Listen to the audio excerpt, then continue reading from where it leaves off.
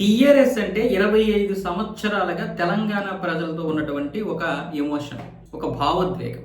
అలాంటి టీఆర్ఎస్ని మార్చేసి బీఆర్ఎస్గా మార్చారు. కేసీఆర్ కావచ్చు, కేటీఆర్ కావచ్చు, తెలంగాణ ఆ పార్టీకి చెందినటువంటి నాయకులు కావచ్చు. 10 సంవత్సరాలు అధికారంలో ఉండేసరికి టీఆర్ఎస్ అంటే తెలంగాణని తీసి పారేశారు. బీఆర్ఎస్ అని పేరు పెట్టుకున్నారు. బీఆర్ఎస్ అంటే భారత రాష్ట్ర సమితి. కానీ భారత రాష్ట్ర సమితికి మీకు అంత ఇది ఉందా? సరే, మీకు నిజంగా అంత ఇది ఉంటే ఉండొచ్చు కాక, కానీ మరి తెలంగాణ సెంటిమెంట్ ఏమైంది? దాంతో ప్రజలు కూడా వీళ్ళని తీసేశారు. మరి వీళ్ళలో కుటుంబంలో ఏం కలహాలు వచ్చాయి కానీ మొత్తానికి కవిత బయటకు వచ్చేసి ఈవిడ కూడా టీఆర్ఎస్ వచ్చే విధంగా తెలంగాణ రక్షణ సమితి అని పేరు పెట్టుకున్నారు, రక్షణ సేన. ఈసీ కూడా ఆమోదం తెలిపింది.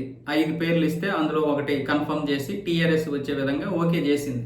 ఇప్పుడు బీఆర్ఎస్ వాళ్ళు ఏమొచ్చేసి ఆ రోజు నుంచి కూడా ఇదైపోతున్నారు లోపల.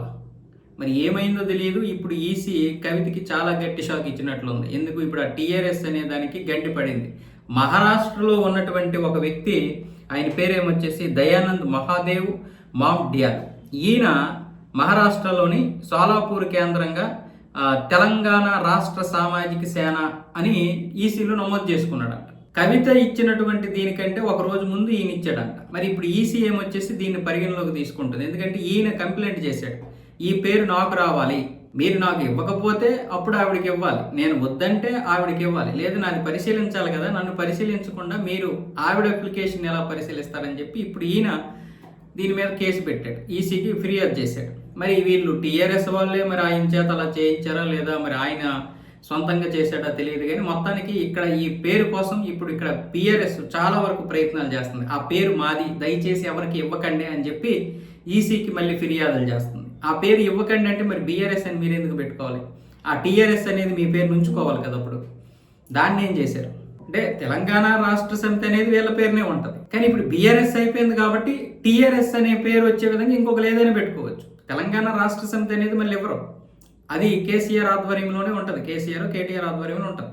కానీ తెలంగాణ రక్షణ సమితి ఇలా రకరకాలుగా టీఆర్ఎస్ వచ్చే విధంగా పెట్టుకోవచ్చు. ఆ విధంగానే తెలివితేటలతో కవిత ఈ విధంగా చేసింది. ఈ 3 అక్షరాలు టీఆర్ఎస్ అనే 3 అక్షరాలు వచ్చే విధంగా. సో ఇప్పుడు టీఆర్ఎస్ వాళ్ళు ఏమొచ్చేసి ఇదైపోతున్నారు తెగ. దాంతో ఇప్పుడు ఈసీకి కూడా ఎన్ని ఫిర్యాదులు వచ్చాయి, చాలా మంది దీన్ని వ్యతిరేకిస్తున్నారు. 600-700 ఫిర్యాదులు వచ్చాయంట. దయచేసి టీఆర్ఎస్ అనేది ఒక ఎమోషనల్, మీరు ఇక్కడ కవితకి కానీ ఇంకెవరికి కానీ ఇవ్వకండి అని ఇప్పుడు ఫిర్యాదులు వస్తుంది. దాన్ని కూడా ఇప్పుడు పరిగణలోకి తీసుకుంటుందంటే ఈసీ.